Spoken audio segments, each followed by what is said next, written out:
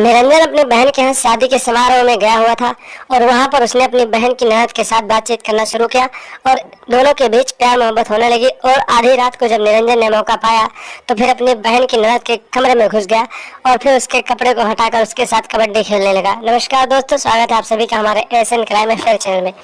दोस्तों, ASN crime affair channel को आप सभी लोग सब्सक्राइब कीजिए, वीडियो को लाइक कीजिए और वीडियो को ढेर सारा शेयर भी कीजिए। दोस्तों 24 साल का निरंजन बेहद ही खूबसूरत और बेहद ही हैंडसम लड़का था। जब वो अपनी बहन के यहाँ किसी शादी समारोह में पहुंचा तो वहाँ पर उसकी बहन की एक ननद थी जिसका नाम अंजलि था।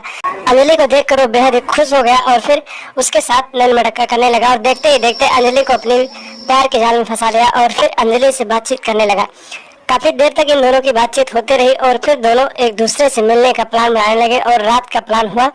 रात के जब करीब 11-12 बजे घर के लोग सो गए तो फिर निरंजन जो था मौका पाकर अपनी बहन की ननद के कमरे में घुस गया और फिर उसके साथ कुछ देर तक प्यार मोहब्बत की बातें करने के बाद उसे बेड पे लेटा दिया और उसके साथ 61-62 वाला प्रोग्राम शुरू कर दिया। इसी तरीके से जितने दिनों तक निरंजन वहाँ पर रहा उतने दिनों तक अपनी बहन की ननद के साथ 61-62 वाला प्रोग्राम चलाता रहा और लगभग इन दोनों का ये प्रेम 2 से 3 महीने तक चलता रहा।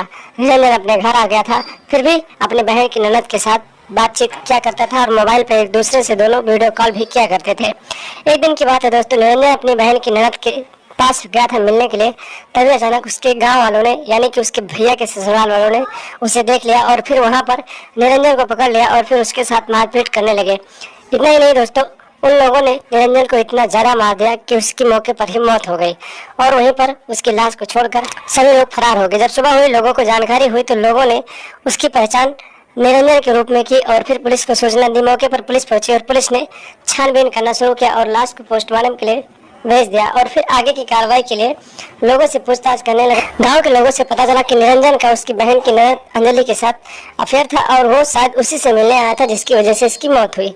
पुलिस को छानबीन में पता चला तो पुलिस ने अंजलि को हिरासत में लिया और अंजलि से पूछताछ करना शुरू किया तो अंजलि ने सही सही पूरी बात पुलिस वालों को बता दिया कि मेरे भैया और मेरे पिताजी ने और मेरे चाचा ने मिलकर निरंजन को जान से मार डाला। वो मुझसे मिलने आया था, मैं उससे प्यार करती हूँ।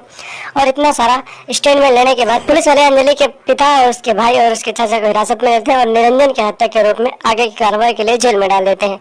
तो दोस्तों सावधान रहें, सतर्क रहें। अगर किसी से प्यार करते हैं तो उनसे मिलने के लिए कोई भी ऐसा प्रयत्न ना करें जिसकी वजह से आपकी जान चली जाए और कहीं ना कहीं अपने आप को शांत रखें और इस तरह के लोगों से दूरी बनाकर रखें जो आपके दुश्मन बन सकते हैं, आपकी जान ले सकते हैं।